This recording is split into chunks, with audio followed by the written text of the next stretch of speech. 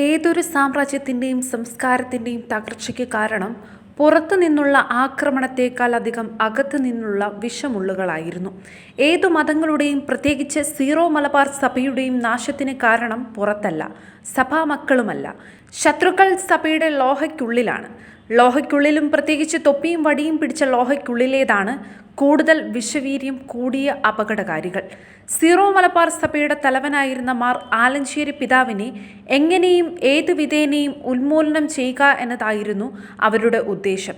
അതിനായി അതീവ രഹസ്യമായി ഗൂഢാലോചന നടത്തി മെത്രാന്മാരുടെയും വൈദികരുടെയും നേതൃത്വത്തിൽ വ്യാജരേഖ നിർമ്മിച്ച് സഭാതലവനെ പുറത്താക്കുക എന്ന മനുഷ്യത്വരഹിതമായ ഹീനമായ ക്രിമിനൽ തന്ത്രം പ്രയോഗിച്ചു.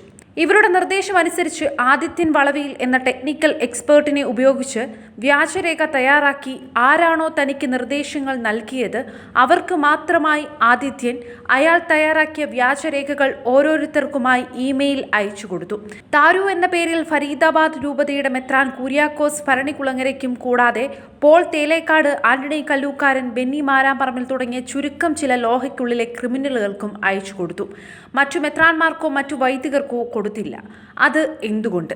ആദ്യത്തിനെ ആരു പണി ഏൽപ്പിച്ചുവോ ആ ക്രിമിനൽ ഗൂഢാലോചനക്കാർക്ക് മാത്രം അയച്ചു കൊടുത്തു. അതല്ലേ സത്യം? അതിനു മറുപടിയായി താരു എന്ന ഇമെയിൽ ഐഡിയിൽ നിന്ന് ഭരണികുളങ്ങര മെത്രാൻ അഭിനന്ദനങ്ങൾ എന്ന് മറുപടി അയച്ച് സന്തോഷം പ്രകടിപ്പിച്ചു. മാർപ്പാപ്പയാണ് എന്നെ നിയമിച്ചത്, ഞാൻ സിനഡിൻ്റെ മെത്രാനല്ല, പാരമ്പര്യം അതിനൊരു അർത്ഥവുമില്ല എന്നു പറഞ്ഞു നടന്ന മാർ ഭരണികുളങ്ങര മാർസ്ലീവ ഫരീദാബാദ് രൂപതയിൽ നിന്ന് ഉന്മൂലനം ചെയ്ത താരു എന്ന ID ഉടമ മാർ ഭരണികുളങ്ങര. മാർ ആലഞ്ചേരി പിതാവിനെതിരെ വ്യാജരേഖ നിർമ്മിക്കാൻ ഗൂഢാലോചന നടത്തിയ മാർ ഭരണികുളങ്ങര. ഈ മെത്രാനെയും കൂട്ടാളികളെയും സഭയിൽ നിന്ന് പുറത്താക്കണം. കർദിനാൾ മാർ ആലഞ്ചേരി പിതാവിനെ കണ്ണുനീർ കുടിപ്പിച്ച ഒരു മെത്രാനും ഒരു വൈദികനും സഭയിലിരുന്ന് സഭാവിശ്വാസികളുടെ ചിലവിൽ ഉറങ്ങാമെന്ന് വിചാരിക്കേണ്ട. ഇവരെ സഭയിൽ നിന്നും പുറത്താക്കണം. ക്രിമിനൽ സ്വഭാവമുള്ള മെത്രാന്മാരും വൈദികരും സഭയ്ക്ക് പുറത്തു പോവുക തന്നെ വേണം.